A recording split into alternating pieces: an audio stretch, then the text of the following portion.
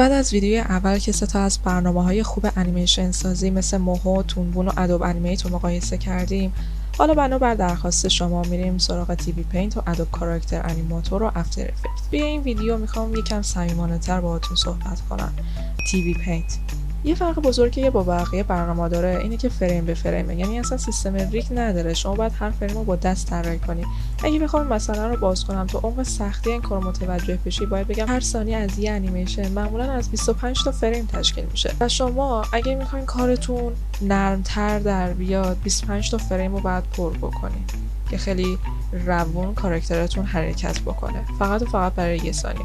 و اگه هر چقدر تعداد این فریم ها کمتر بشه، یعنی توی هر ثانیه شما مثلا 3 تا فریم هم بسازی، باز نرم در میاد، ولی باز نه اونقدر به نرمیه که 25 تا در میاد. هر چقدر تعداد فرمایی که تو هر ثانیه میکشین کمتر باشه، کارتون انگار تیک تیک بیشتری در میاد. حالا وارد این بحث نمیشم، خیلی بحث تخصصی تریه و ربطی به این ویدیو هم نداره. اصولا کارتونای قدیمی دیزنی و انیمه ها رو از این روش استفاده میکنن و واقعا به زمان خیلی زیادی احتیاج دارن که باید حتما تو طراحی فریم با فریم یا طراحی دستی حتما طراحی بلد باشی، وگرنه نتیجه عملا صفر میشه تو این برنامه. از خوبیاش ولی اینه که آزادی عمل داری تو حس و حال دادن به کاراکترت و همچنین تو رنگ و بافت و جزئیات. اگه طراحیت خوبه و دوست داری اینطوری انیمیشن درست کنی، باید دنبال قلم‌نوری خوب و خرید برنامه تیوی پینت هم باشی، چون مثلا که تو ایران نسخه کرکیش وجود نداره، یا اگه وجود داره مال خیلی سال پیشه که آپدیت نشده.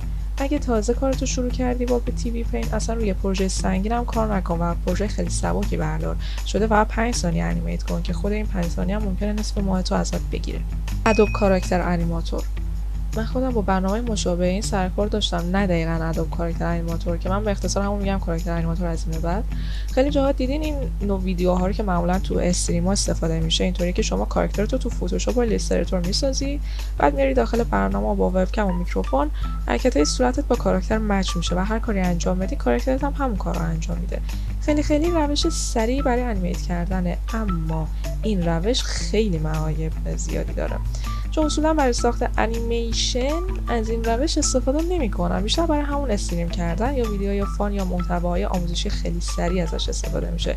حرکت‌ها به شدت خیلی محدودن توش، مثلا نمیتونی باش پشتک پارو بزنی.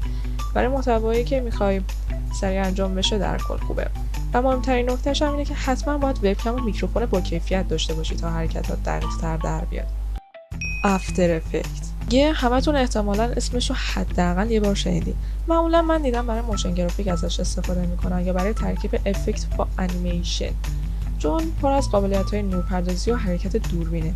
اصلا فریم با فریم براش مناسب نیست و اینکه واقعا نیاز به یک سیستم مناسب دارین، چون یکم برنامه‌اش سنگینه. با استفاده از پلاگین‌های مشخص هم میتونید کاراکترتون رو توش ریگ بکنید. بریم سراغ جنبندی خودمونیمون.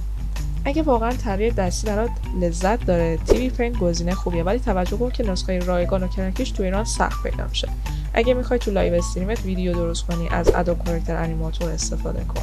اگر هم میخوای موشن گرافیک درست کنی یا با انیمیشنت افکت و این چیزا بدی، افتر افکت برات خوبه. در نهایت همه این 3 تا برنامه این ویدیومون هم کارهای مخصوص به خودشونو دارن و هر کدوم تو یه جایی خوبه. من 9 سال تو زمینه انیمیشن کار میکنم، تو پروژه شهرداری و موشن گرافیک کار میکردم همون اوایل. با 3D Max هم قبلا انیمیشنای 3 بعدی ساختم که الان بهشون نگاه میکنم خندم میگیره، چون خیلی مبتدی بودم اون اوایل. و همچنین 4 سال هم انیماتور شکرستان بودم و الانم با شرکت سوره تو پروژه ابرقهرمانان به عنوان انیماتور همکاری میکنم. اگه بخواین یه ویدیو کامل برای کسایی که اول راهنان نمیدونن اصلا این رشته رو بیان نیان درست میکنم، من که بازار کارش چطوره، تجربیات خودم هم باهاتون به اشتراک میذارم. و در آخر خیلی ممنونم بابت حمایتاتون از ویدیو قبلیم که باعث شد انرژی بگیرم. من تصمیم گرفتم تو این چنل بیشتر اطلاعات بذارم و تیپ‌های کوتاه یا آموزش‌های کوتاه راجع به برنامه‌ای که خودم باهاش سر کار دارم بذارم و تا حد ممکن بتونم جواب سوالای شما باشم. در آخر کامنت و لایک هم یادتون نره.